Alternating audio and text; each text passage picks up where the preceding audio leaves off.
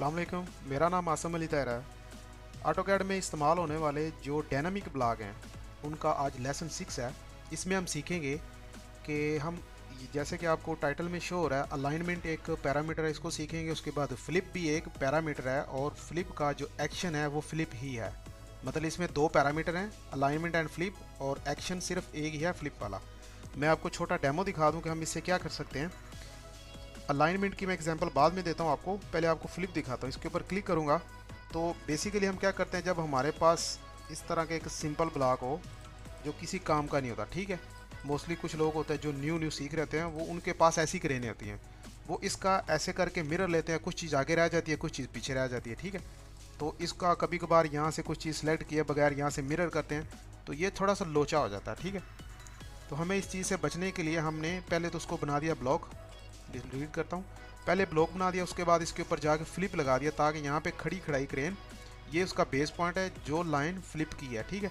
तो यहाँ से क्लिक करेंगे तो पूरी क्रेन का क्रेन फ्लिप हो जाएगी, ठीक है।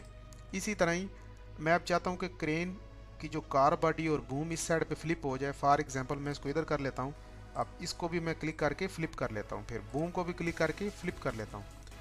अब इनके ऊपर आपको जब ये एरो के निशान नज़र आएंगे, फ्लिप आप अप डाउन लेफ्ट राइट या किसी एंगल पे भी लगा सकते हैं, ठीक है। अब ये मेरे पास बूम है, अब यहाँ से इसको बूम को पकड़ के मैं इसके अंदर कर लेता हूँ, ठीक है। लेकिन अब देखिए मेरा बूम एक्चुअल में जहाँ पे जैक लगता है वो दूसरी तरफ है, तो मुझे यहाँ पे इसको फ्लिप करना पड़ेगा। फ्लिप करूँगा तो ये सेम उसी पॉइंट से होगा जिस पॉइंट के ऊपर ये देखो मैंने अभी रखा हुआ है। तो मेरा फ्लिप बिल्कुल इसके टॉप पे लगा हुआ है, ठीक है। तो मतलब मैं इसको जितनी बार मर्जी घुमा लूँ ये इसका बेस पॉइंट यही रहेगा, ठीक है। आप देख लीजिए अब मेरे पास ये क्रेन फ्लिप होके आ गई है। अब इसको मैं बूम को डाउन कर लूँ यहाँ पे और इस लाइन को पकड़ के इसके साथ लगाता हूँ, ठीक है। अब है अलाइनमेंट की कमांड, ठीक है। मैं इसके ऊपर क्लिक करता हूँ, इसका पहले ब्लॉक बनाता हूँ, या ठीक है ब्लॉक बना लेते हैं कुछ भी लिख के, या इसको टेक्स्ट कर देता हूँ, या बूम लेंथ लिख देता हूँ, बूम लेंथ लिख देते हैं, ओके करता हूँ, इसके ऊपर क्लिक कर लेता हूँ और ऐसा करते हो, ठीक है। अब आपके पास अगर क्रेन का एक व्यू इसके ऊपर आपने लिखा हुआ है बूम लेंथ 26.3, तो आपके एलिवेशन व्यू एक पिकिंग बन रहा होगा, एक इंस्टॉलेशन बन रहा होगा, कहीं पे बूम अप कर रहे हैं, कहीं पे बूम डाउन कर रहे हैं, तो आपके पास ये 4-5 जगहों पे लिखा होता है। तो आपने पैरामीटर में जाना है, जाके जस्ट आपने अलाइनमेंट करना है। अभी हम फ्लिप सीख रहे थे लेकिन अभी अलाइनमेंट से स्टार्ट करते हैं। अलाइनमेंट पे क्लिक किया तो आपने यहाँ पे क्लिक करके इसको एक लाइन देनी है, जो लाइन रहेगी ये उसके बिल्कुल ऑपोजिट काम करेगा। ये क्लिक कर दिया, आप देखिए ये जैसे मिरर कमांड काम करती है ना, मैं इसको उठा के ला के इसके सेंटर में रख देता हूँ यहाँ पे। आप समझ आ रही। यहाँ पे अगर मैं एक लाइन लगाता हूँ और इसी टेक्स्ट का मिरर लेता हूँ तो कहाँ पे जाएगा, इसके बिल्कुल इस साइड पे जाएगा, ठीक है। तो मैंने सिर्फ इसके अंदर आके एक अलाइनमेंट लगाई, इसका एक्शन कोई भी नहीं होता, ठीक है। सिर्फ पैरामीटर आपने अलाइनमेंट लगा के BC करके बाहर आ जाना है। अब इसको जैसे ही पकड़ूंगा मैं, ये इसको मूव करने के लिए, ठीक है, और ये अलाइनमेंट करने के लिए। मैं इसको उठा के जैसे ही क्रेन की जो ये लाइन इसके पास लाऊंगा तो ये ऑटो ही अलाइन हो जाएगा इसके साथ, ठीक है। अब अगर ऊपर से आऊँगा तो ये दूसरी तरफ जाएगा, अगर मैं नीचे से लेके आऊँगा टेक्स्ट इस लाइन के नज़दीक, ये देखिएगा तो ये इसके ऊपर चला जाएगा, ठीक है। अब ऐसे ही करके एक बार आपने जो पूरी क्रेन है इसकी कॉपी ली हुई यहाँ पे। अब आप पूरी क्रेन को चलो फ्लिप कर लेते हैं, ये कर दिया, ये कर दिया, इसको कर दिया, इसको उठा के आपने इधर कर दिया। अब आपकी टेक्स्ट की बारी, आप टेक्स्ट इसके साथ अलाइन करना चाहते हो, पकड़िए और इस लाइन से नीचे से ऊपर लेके जाइए और सिंपल आपका रोटेट भी हो गया। या इसको इधर कर लीजिए, यहाँ से पकड़िए इस लाइन को इसके साथ जोड़ते हैं, ठीक है, और इसको यहाँ से पकड़ के नीचे से ले जाके इसके लाइन के पास लेके जाएंगे तो ये ऑटो लाइन हो जाएगा, ठीक है। ये लाइन की कमांड थी। और दूसरी एग्जांपल इसकी मैं देता हूँ। ये मेरे पास एक कार बॉडी जो हमने कल बनाई थी लास्ट वीडियो में, इसको बनाने का तरीका भी हमने बताया हुआ है। इसको रीसेट करता हूँ। अब ये इसका एक्स्ट्रा काउंटरवेट है जो साइड में लगता है इसके, ठीक है। ये तो क्रेन की बॉडी के ऊपर ऊपर रहता है, आपको दिखाता हूँ। इसका टॉप व्यू हमारे पास ये है, ये देखिए। ये जो काउंटरवेट होता है ये क्रेन की कार बॉडी के ऊपर होता है, जो बेसिक काउंटरवेट होता है। और हम कुछ काउंटरवेट है वो किस हद तक जाएंगे तो वो फिर भी क्रेन की बॉडी के बराबर रहेगा। और अगर उसके बाद हमें एक्स्ट्रा काउंटरवेट लगाने हो तो फिर हमें इसकी बॉडी से बाहर एक पीस इधर और एक इधर लगाना पड़ता है, फिर उनके ऊपर भी एक एक दो दो पीस आते हैं। तो मैं यहाँ से वापस जाता हूँ। मैं चाहता हूँ अभी एक काउंटरवेट बनाऊँ जो मैं इसकी लेफ्ट राइट साइड पे रखूँ तो इसके साथ ऑटो अलाइन हो जाए, ठीक है। क्योंकि बार बार मुझे इसको घुमाना पड़ता है और किसी जगह पे मुझे काउंटरवेट नहीं चाहिए तो मैं इसके अंदर भी इसको परमानेंट जोड़ के उसको नहीं बना सकता, और मुझे यही अलाइनमेंट चाहिए, ठीक है। क्लिक किया, राइट क्लिक किया, इसको रिसेट किया, इसका ब्लॉक बनाया, और इसका आपने बेस पॉइंट वही रखना है जहाँ से आपने इसको बेहतर है कि आप इसका बेस पॉइंट कहीं भी रख दें, इसके सेंटर में या कहीं भी। इसका ब्लॉक बनाया, आप इसका साइड कॉन्ट्रीब्यूट कर दीजिए, साइड COUNTRWEIGHT कॉन्ट्रीब्यूट करके इसका नाम कहीं भी रख दीजिए, कॉर्नर पे कहीं भी, ठीक है। अब इसके ऊपर डबल क्लिक करके अंदर जाके आपने सिर्फ पैरामीटर में जाके अलाइन लेना है, ऐसे क्लिक करना है, फिर क्लिक करना है और इसको यहाँ से उठा के इसका ये पॉइंट बिल्कुल सेंटर में लेना है यहाँ पे, ठीक है। और BC करके बाहर आ जाना। अब एक चीज़ हमने की है, अभी इसमें एक चीज़ रहती है। अब इसको उठा कर मैं इसके पास लेके आऊँगा तो इससे चिपक जाएगा। अब अंदर से बाहर लेके जाऊँगा तो सीधा चिपकेगा, बाहर से लेके आऊँगा तो ये उसके ऑपोजिट साइड पे चला जाएगा, ठीक है। ये भी आपके ऊपर है। अब मैं चाहता हूँ कि मेरा ये साइड पे भी लगे, तो अब मुझे इसको मिरर करना पड़ेगा। तो मिरर से बेहतर नहीं कि मैं इसके अंदर जाके एक फ्लिप लगा लूँ।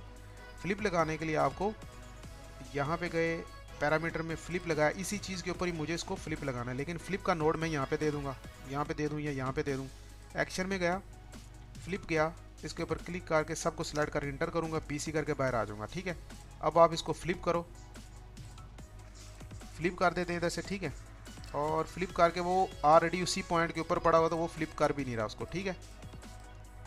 फ्लिप करते हैं तो ऑलरेडी ये पता नहीं कहाँ पे चला जाता है। तो मतलब फ्लिप एंड ये कमांड दोनों काम नहीं कर रही। तो आप बेसिकली इसको ऐसा ही रखें, यहाँ से इसको मैन्युअली आप इसको कर लीजिए दूसरा। बाकी इसके बाद ना हम एक विजिबिलिटी की कमांड है, उसके अंदर हम देखेंगे कि हमें इसको कॉन्ट्रीब्यूट कैसे अटैच करना है, विजिबिलिटी बनाएंगे, उसमें हमें इसको सही सीखने में मिलेगा, ठीक है। ये लाइन क्यों नहीं हो रहा इसके साथ? अच्छा ये नहीं हो रहा, अंदर से आएंगे तो हो रहा है, ठीक है। और इसको उठा के इसके साथ, मतलब ये यहाँ से उठाइए इसको, इसके साथ अंदर से आएंगे तो अलाइनमेंट हो जाएगा। ये इसका एक्स्ट्रा कॉन्ट्रीब्यूट हो गया। आप इसको हटा भी सकते हैं और साथ अटैच भी कर सकते हैं। अब है फ्लिप की बारी। तो इस बूम की मैं करता हूँ कॉपी ले लेता हूँ, इसको एक्सप्लोड करता हूँ। अब इसके ऊपर फ्लिप लगाते हैं, ठीक है। इसके ऊपर फ्लिप नहीं है।